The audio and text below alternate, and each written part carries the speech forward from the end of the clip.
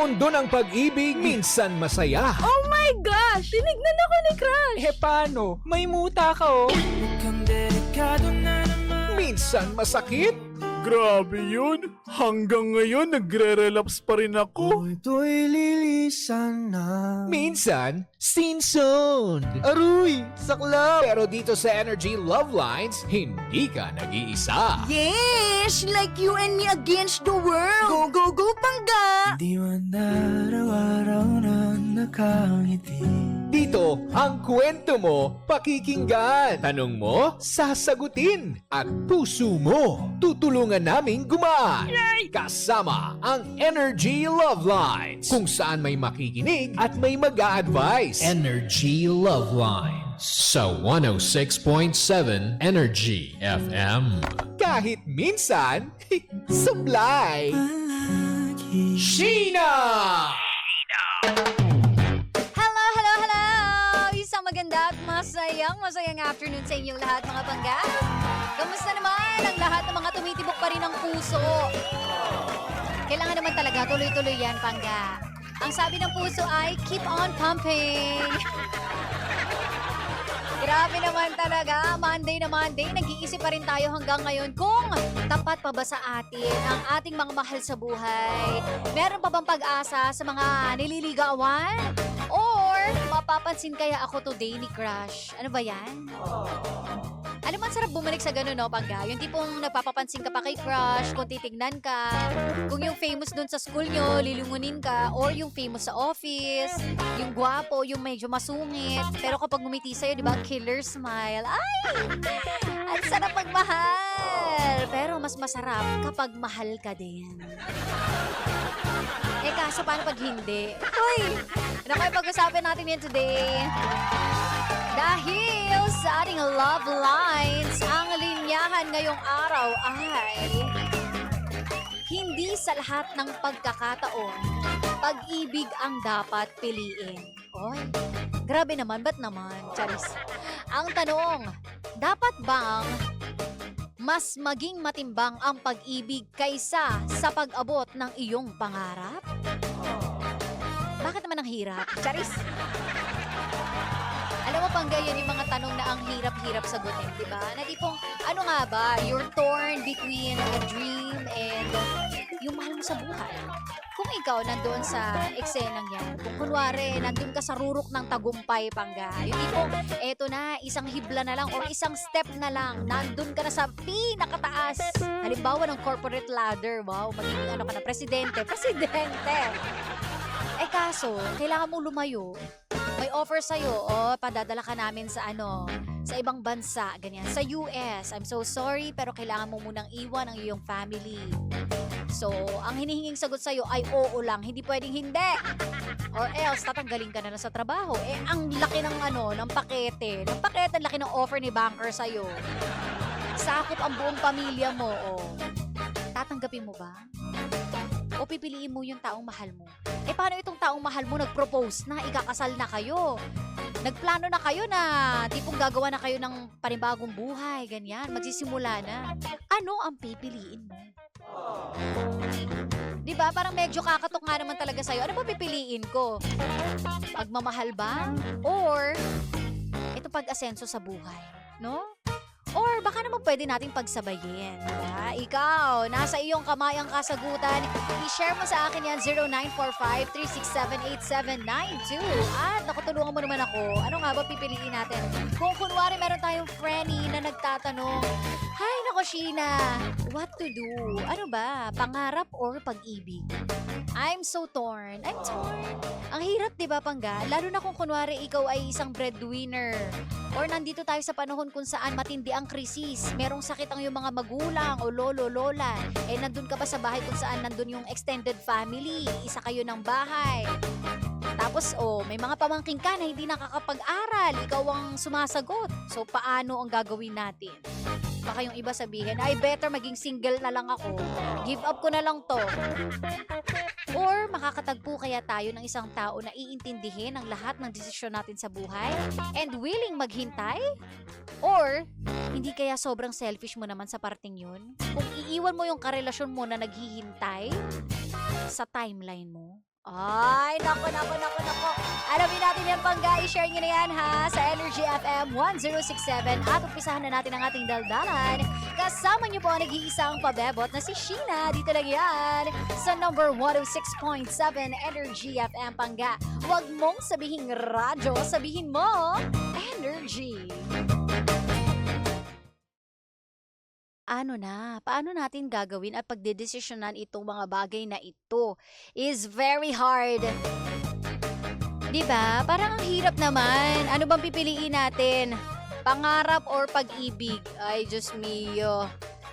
Paano na? Paano tayo makakasurvive niyan, mga Pangga? Ang hirap din magdesisyon, ha?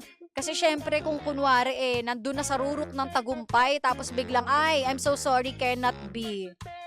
Biglang tinanong sa'yo, mamili ka, ako ba or yung pangarap mo?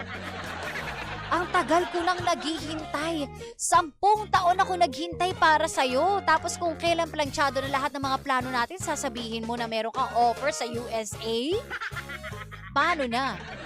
O, kung kunwari kayo yung nasa sitwasyon, ano yung pipiliin ninyo? Syempre yung mga magulang nyo, kunwari pinupush ka pa na, ano na, B?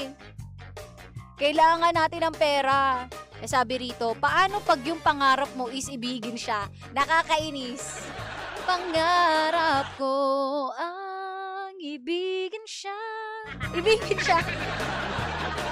At sa habang panahon. Huwag ka umiyak. Ikaw ay makasama. Ikaw na lang ang siyang kulang. Kasi naman, inumpisahan mo naman Mako. Paano kung ikaw, Mako? Sige nga. Oo, offer sa'yo doon, house and lot. Tapos sagot na yung, sa health mo, may tuition fee yung mga pamangkin mo, may pabahay sa magulang. Basically, lahat, sagot nila. Wala. Ang gagawin mo lang talaga, doon ka lang, lilipat ka lang sa USA. Pero iiwan mo yung taong mahal mo rito. Oh. Yung taong mahal mo, kaya hindi siya makalipad sa USA kasi meron din siyang responsibilidad dito sa Pilipinas na napag-usapan nyo na plano nyo na yung buhay ninyo na magsasama kayo sa Philippines, meron na kayong bahay dito. So, paano? Ano pipiliin mo? Yung jowa mo here? Or you gonna go there to chase your dream? Ay! Baka pwede may plus 1. Yun nga, hindi nga pwede. Pwede naman, inoferan ka na sige, dalhin mo rito. Ang problema, si plus 1 mo nga, cannot be. Hindi talaga siya makakauwi dahil marami rin siyang responsibilidad dito sa Pilipinas. And ang masama nun, nung nandito kayo sa Pilipinas, siya yung tumutulong sa'yo. Oh, nakapagplano na kayo na magsasama na kayo. Sinabi, sige magsama na tayo dito. Ako na ang bahala. Yan. Kunwari magkakaroon kayo ng compound, ganyan. Tapos biglang, ay, naiba yung plano. Nabaligtad yung ikot ng mundo. Ikaw na ngayon ang may offer. Oh. As an independent gay, ang i-offer naman sa akin, kaya ko rin gawin sa jowa. Halika nga dito. Bakit ko nga yung walis ko? Nakakainis, Ang hirap, no? Pero kung kunwari kasi, meron ka ng desisyon, yung buo-buo na yung desisyon mo, ikaw ba, somehow ba, medyo magbabago yung isip ninyo kapag ganun? I don't know, oh my gosh! Siguro iba kapag jowa pa lang, di ba? Kung asawa at anak kasi ang iiwan mo dito, yun, siguro magbabago talaga isip mo. Pero kung kunwari, jowa pa lang, pag jowa pa lang, siguro sabi ko, I'm so sorry, it's not you, it's me. It's my fault. Kailangan ko talaga to para sa atin. Gagawin ko ang lahat para sa atin. Para sa future din natin to. Sana maintindihan mo. Ganon! Ang hirap naman kasi, friend. Kung kunwari, ganon naman kalaki yung offer ni banker. So, paano na? Kumbaga, feeling ko naman, kung kunwari, mahal ka talaga ng isang tao, magkakaintindihan kayong dalawa Pwede naman na, hindi, alam ko na ang solusyon. Isama mo siya, tapos isama mo yung buong pamilya niya, di ba? Di doon kayo magsimula sa ibang bansa. Pwede naman yun. Sama mo na silang lahat. What do you think? What do you think? What do you think? Eh, di ba? Kasi parang ang hirap naman. Ang hirap naman tanggihan ng isang bagay na alam mo yun, talagang sagip. Sagip na sagip tayo dyan, friend. Tsaka yung pinaghirapan mo ng ilang taon na finally, eto na, nare-recognize ka na. Lahat ng effort mo, tapos biglang, ay, inoferan ka na ng magandang buhay. Magandang buhay sa USA. So, how, de Carabao? Willing ka ba na magsimula ulit? Kalimutan ng bansang Pilipinas? Eh, dala mo naman yung buong pamilya mo. Yun nga lang nga, wala kang love life. Or mag-start ka uli doon? Doon ka nalang maghanap ng love life? Pero itong jowa mo dito sa Pilipinas na naiwan mo, wala namang ginawang masama sa'yo. Minahal ka lang ng ilang taon. Tapos nagplano na kayo magpakasal, magsama, sabay iiwan mo. Paano? Pinahirapan ko yung sitwasyon. Ano ba yan, Sheena? Basta't si Shio Ems ayaw mag-move on ng gay. B, akala ko ba naka-move on na tayo? Ilang inom pa kailangan, friend? Ano na? Shio may sinasabi siya. Alam mo ba sabi niya, Shio? I still believe in loving you. Despite of all the hurt that I'm going through. Even if again and again you'll break my heart. Aray ko! One thing will never change. I still believe in loving you. Aray mo!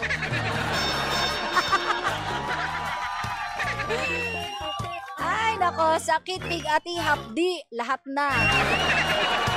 Bakit mo sinasaktan ang sarili mo? Hindi ka na niya mahal, hindi ka na niya babalikan, at hindi na rin manunumbalik yung dating yung samahan. Kasi kahit kailan, wala siyang puso para sa'yo. Sakit. Alam mo, minsan kailangan mo masaktan ng doble-doble para mamanhid na yung puso mo. Para hindi ka na umasa na babalik pa si Shio. Hindi na babalik si Shio.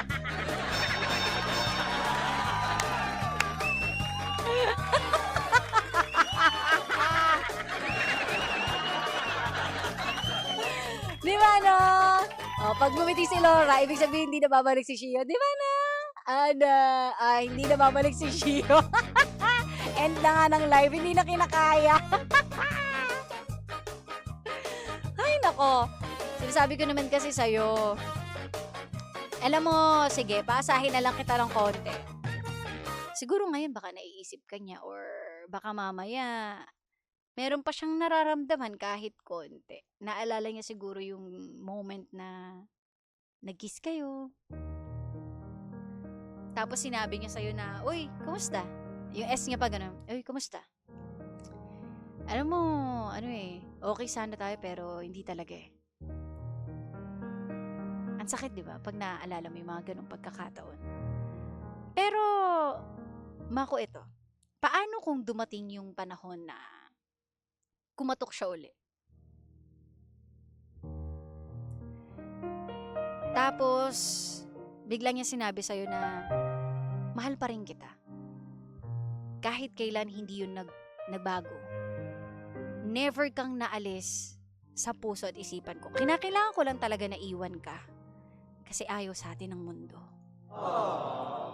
Naalala mo pa yung mga bulaklak na binigay ko sa'yo? Totoo yun. Minahal talaga kita. Kaso kinakailangan na magkalayo tayong dalawa. Kasi sabi nga nila, some people are meant to be in love, but not to be together. Hoy! Hindi talaga ganyan!